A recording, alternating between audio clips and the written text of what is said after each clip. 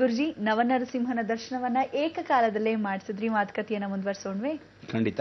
ಎಲ್ಲ ವೀಕ್ಷಕರಲ್ಲಿ ವಿಶೇಷವಾಗಿ ಒಂದು ಮನವಿ ಏನು ಅಂದರೆ, ಜೀವನ ಚರಿತ್ರೆ ಅಂತಕ್ಕಂಥ ನೀವೆಲ್ಲರೂ ಪರಿಪೂರ್ಣವಾದ ಅನುಗ್ರಹ ಪಡೆಯೋಕ್ಕೆ ಎಲ್ಲ ನರಸಿಂಹ ದರ್ಶನ ನಂತರ ಕಲ್ಯಾಣೋತ್ಸವ ಅಂತ ಮಾಡಬೇಕು. ಯಾವತ್ತೂ ತಿಳ್ಕೊಳ್ಳಿ, ತಿರುಪತಿಲಾಗಲಿ ಅಥವಾ ಯಾವುದೇ ಒಂದು ದೇವಾಲಯಗಳಲ್ಲಿ ಕಲ್ಯಾಣೋತ್ಸವ ಅನ್ನೋದೇನಕ್ಕೆ ಅಂದರೆ, ಭಗವಂತನ ಕಲ್ಯಾಣೋತ್ಸವ ನಡೆಯೋ ಸಮಯದಲ್ಲಿ ಜಗತ್ತಿನ ಎಲ್ಲ ದೇವತೆಗಳು ಅಲ್ಲೇ ಉಪಸ್ಥಿತಿರ್ತಾರೆ. ಸಾಧಾರಣವಾಗಿ ಒಂದು ರಾಮಾಯಣ ಓದಬೇಕಾದ್ರೆ ರಾಮಾಯಣ ಅಂದಾಗಷ್ಟಕ್ಕೆ ಒಂದು ಮಣೆಯನ್ನು ಹಾಕ್ತೀವಿ. ಯಾಕೆ ಹಾಕ್ತೀವಿ? ಆಂಜನೇಯ ಬಂದು ಆ ಮಣೆಯ ಮೇಲೆ ರಂಗೋಲಿನ ಹಾಕಿರ್ತಾರೆ. ಆಂಜನೇಯ ಬಂದು ಸ್ವತಃ ಅವನೇ ಕೂತ್ಕೊಂಡು ರಾಮಾಯಣವನ್ನು ಶ್ರವಣ ಮಾಡ್ತಾನೆ.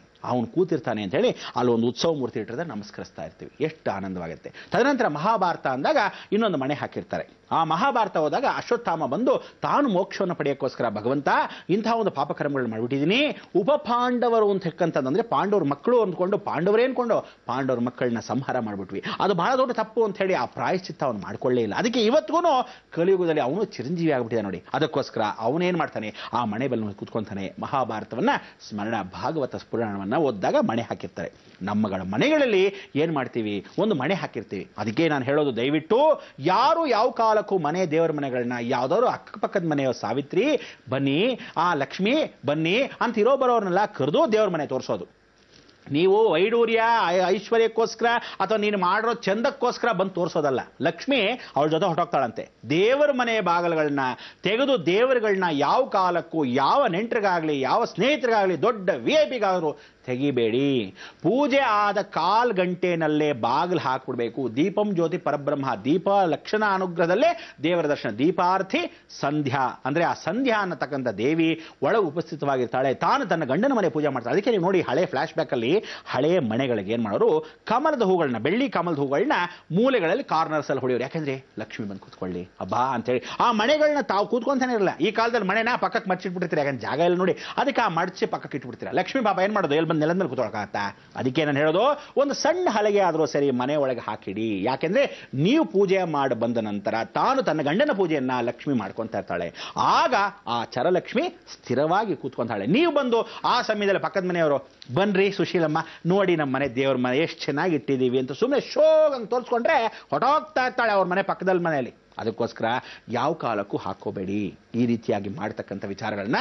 ಯಾವ ಮನೆಗೂ ದೇವ್ರ ಮನೆ, ಇದು ನಮ್ಮ ಮನೆ ದೇವ್ರ ಮನೆ ಅಷ್ಟೇ, ಮುಗಿದಾಯ್ತು. ನೀವೇನು ತೋರಿಸ್ಬೇಕು ಅಂತೇನಿಲ್ಲ. ನಿಮ್ಮ ಕಷ್ಟ ಸುಖಕ್ಕೋಸ್ಕರ ನಿಮ್ಮ ಭಗವಂತ ನಿಮ್ಮ ಮನೇಲಿ, ಅರ್ಥ ಆಯ್ತಾ?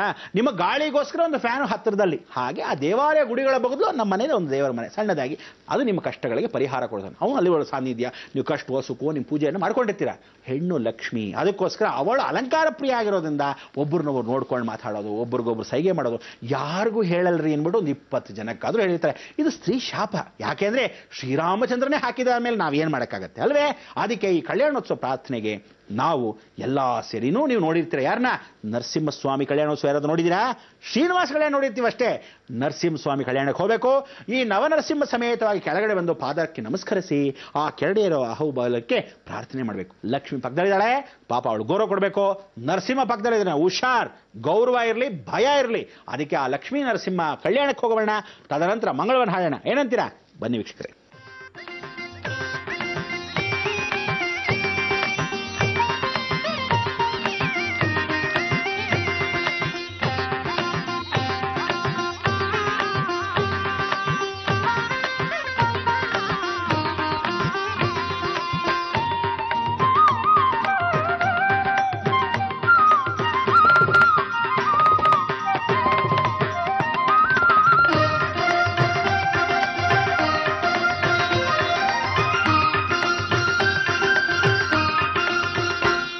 ಜಯ ವೆಂಕಟೇಶನೇ ಸಂಕಟಹರಣನೆ ಜಯ ಭೋ.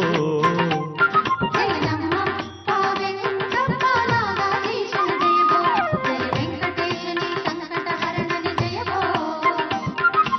ನಮ್ಮಪ್ಪ ವೆಂಕಪ್ಪ ನಾಗಾದ್ರೀಶನ ಜಯ ಭೋ.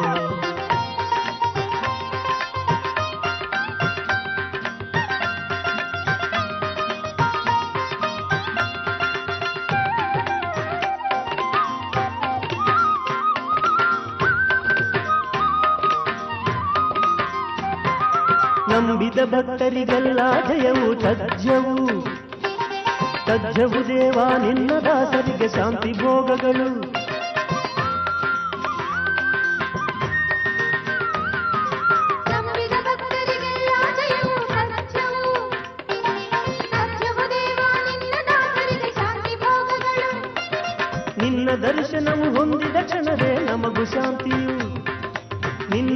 ದರ್ಶನವು ಹೊಂದಿದ ಕ್ಷಣವೇ ನಮಗೂ ಶಾಂತಿಯು. ನಿನ್ನ ದರ್ಶನದ ದಿವ್ಯ ಭಾಗ್ಯವೇ ಸೌಭಾಗ್ಯವು. ನಿನ್ನ ದರ್ಶನದ ದಿವ್ಯ ಭಾಗ್ಯವೇ ಸೌಭಾಗ್ಯವು.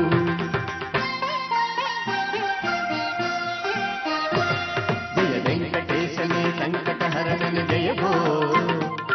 ಜಯ ನಮ್ಮ ವೆಂಕಟಪ್ಪ ನಾಗಾಧೀಶನೇ ಜಯ ಭೋ. ಜಯ ವೆಂಕಟೇಶನೇ ಸಂಕಟಹರನೇ ಜಯ ಭೋ. ಜಯ ನಮ್ಮ ವೆಂಕಟಪ್ಪ ನಾಗಾಧೀಶನೇ ಜಯ ಭೋ.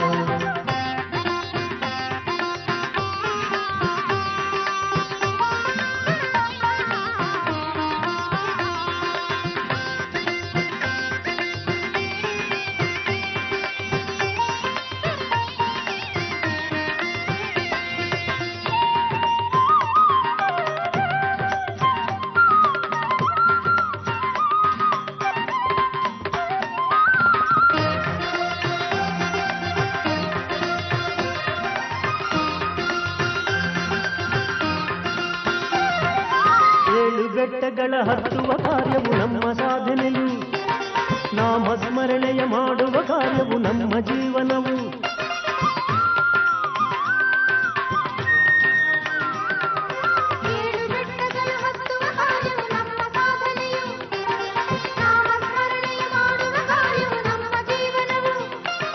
ನಂಬಿದ ನಮ್ಮನ್ನು ಕಾಯುವ ಕಾರ್ಯವು ನಿನ್ನ ಭಾರದಲು. ನಂಬಿದ ನಮ್ಮನ್ನು ಕಾಯುವ ಕಾರ್ಯವು ನಿನ್ನ ಭಾರದಲು. ಕರುಣೆಯ ತೋರುತ ವರಗಳ ನೀಡುತ್ತ ಪೊರೆಯೋ ತಂದೆ. ಕರುಣೆಯ ತೋರುತ ವರಗಳ ನೀಡುತ್ತ ಪೊರೆಯೋ ತಂದೆ.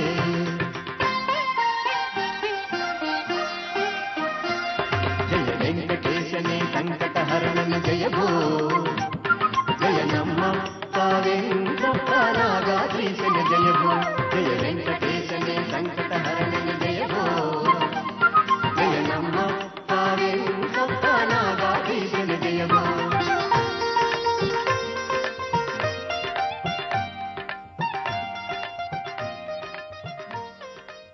ನೋಡಿದ್ರ ಇಂಥ ಒಂದು ಕಲ್ಯಾಣೋತ್ಸವದಲ್ಲಿ ಅಂಥ ಒಂದು ಆನಂದ. ಅದಕ್ಕೆ ಆ ಸಮಯ ಆನಂದಮಯ. ಈ ಸಮಯ ಅಲ್ಲ, ಆ ಸಮಯ. ಹಾಗೆ ಆ ಸಮಯಕ್ಕೆ ನಾವುಗಳೇನು ಮಾಡಬೇಕು, ಕಾಯಲೇಬೇಕು ಅಂದ್ಕೊಂಡು ಕೂತಿದ್ದೀವಿ.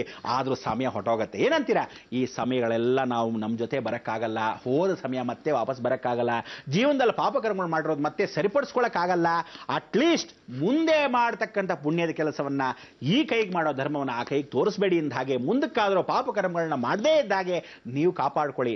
ಕಾಪಾಡಕ್ಕೆ ಯಾರಾದರೂ ಕೊಡ್ತಾರ ಶಕ್ತಿ ಅಂದರೆ ಆ ನರಸಿಂಹಸ್ವಾಮಿ ಒಬ್ಬನೇ. ದಯವಿಟ್ಟು ಎಲ್ಲರಿಗೂ ಒಳ್ಳೇದಾಗಲಿ. ಯಾವ ಕಾಲಕ್ಕೂ ಯಾರೂ ಭೇದ ಭಾವಗಳು ಇಟ್ಕೋಬೇಡಿ. ಈ ರೀತಿಯಾದ ಒಂದು ಮನಸ್ತಾಪಗಳು ಅಥವಾ ನಾನು ಯಾವುದೋ ಒಂದು ಕಾರ್ಯಕ್ರಮದ ಮುಖಾಂತರವಾಗಿ ಯಾರನ್ನಾದರೂ ಟೀಕೆ ಟಿಪ್ಪಣಿಗಳ ಬೈದಿದ್ರೂ ಸಹ, ಅಥವಾ ಯಾವುದೇ ಒಂದು ವಿಚಾರ ತೆಗೆದಿದ್ರು ವೈಯಕ್ತಿಕವಾಗಿ ಅಲ್ಲದೇ ಇದ್ರೂ ಸಹ ದಯವಿಟ್ಟು ಬೇಜಾರು ಮಾಡ್ಕೋಬೇಡಿ. ಇದೇ ರೀತಿಯಾದ ಒಂದು ಬಾಂಧವ್ಯ ಭಗವಂತನ ಮೇಲೆ ಇಟ್ಕೊಂಡು ಎಲ್ಲರೂ ಒಂದೇ ಭಾವನೆಯಿಂದ ನಡ್ಕೊಂಡು ಹೋಗಿ ಅನ್ನೋದಕ್ಕೆ ನಮ್ಮ ಈ ಕಾರ್ಯಕ್ರಮ. ಅದಕ್ಕೆ ಆ ಬ್ರಹ್ಮಾಂಡ ಲೋಕದಲ್ಲಿ ಅಡಗಿರ್ತಕ್ಕಂಥ ಪ್ರತಿಯೊಬ್ಬ ಮನುಷ್ಯನೋ ಮನುಷ್ಯನಾಗೇ ಇರೋದ್ರಿಂದ ಜೀವಾತ್ಮವನ್ನ ಸೇರಿಸಬೇಕು ಪರಮಾತ್ಮನ ಹತ್ರ.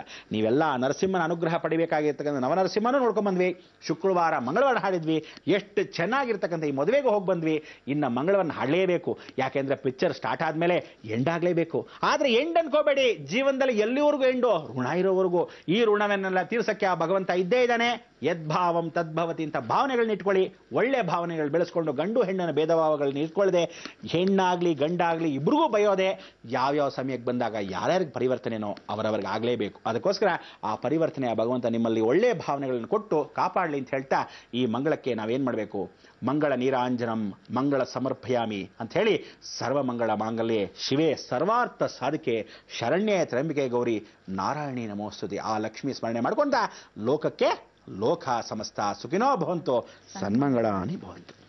ಗುರುಜಿ, ನವ ನರಸಿಂಹನನ್ನ ಒಳಗೊಂಡಿರುವಂತಹ ಅದ್ಭುತ ಅಹೋಬಿಲ ಕ್ಷೇತ್ರ ದರ್ಶನವನ್ನ ಮಾಡಿಸಿದ್ರಿ. ಇವತ್ತಂತೂ ಏಕಕಾಲದಲ್ಲೇ ನವ ನರಸಿಂಹನ ದರ್ಶನವನ್ನ ಮಾಡಿದ್ವಿ. ಹಾಗೆ ನಮ್ಮ ಕಷ್ಟ ಕಾರ್ಪಣ್ಯಗಳನ್ನ ಕಳ್ಕೊಳ್ಳೋದು ಹೇಗೆ ಅಂತ ಕೂಡ ತಿಳಿಸ್ಕೊಟ್ಟಿದ್ದೀರಾ. ನಮ್ಮ ಈ ಕಾರ್ಯಕ್ರಮಕ್ಕೆ ಆಗಮಿಸಕ್ಕಾಗಿ ಧನ್ಯವಾದಗಳು ಗುರುಜಿ. ವೀಕ್ಷಕರೇ, ಬಹುಶಃ ನಿಮ್ಮೆಲ್ಲರಿಗೂ ಸಂತೋಷ ಆಗಿದೆ. ನಿಮ್ಗಾಗಿ ಅಂತಾನೆ ವಿಶೇಷವಾಗಿ ಇವತ್ತು ನವನರಸಿಂಹನ ದರ್ಶನವನ್ನ ಏಕಕಾಲದಲ್ಲೇ ಮಾಡಿಸಿದ್ವಿ. ಅದು 1.5 ಗಂಟೆ ಕಾಲ ಕೂಡ ವಿಶೇಷವಾದ ಕಾರ್ಯಕ್ರಮವನ್ನ ನೋಡಿದ್ರಿ ಅಲ್ವಾ? ಸಂತೋಷವಾಯ್ತಲ್ವಾ? ಸರಿ, ಹಾಗಾದ್ರೆ ಭೇಟಿಯಾಗೋಣವಾ ಸೋಮವಾರದ ಬೃಹತ್ ಬ್ರಹ್ಮಾಂಡ ಕಾರ್ಯಕ್ರಮದಲ್ಲಿ. ನಮಸ್ಕಾರ.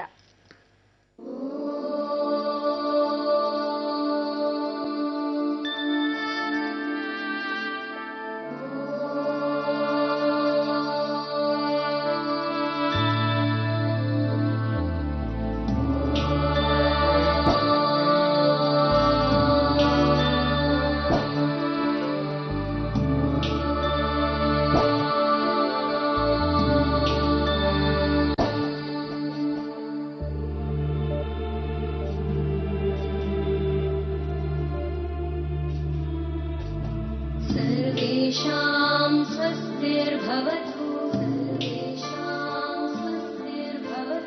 सर्वेषां शान्तिर्भवतु सर्वेषां पूर्णं भवतु सर्वेषां मङ्गलं भवतु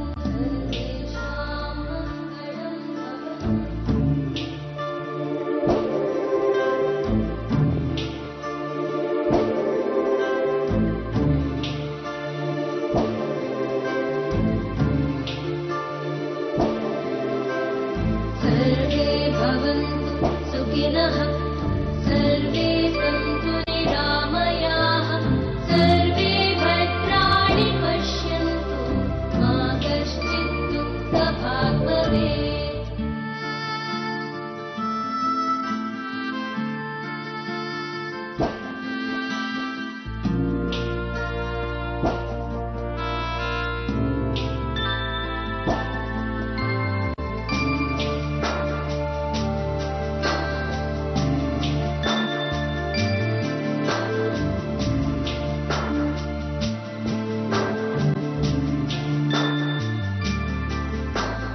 सर्वेषां स्वस्तिर्भवतु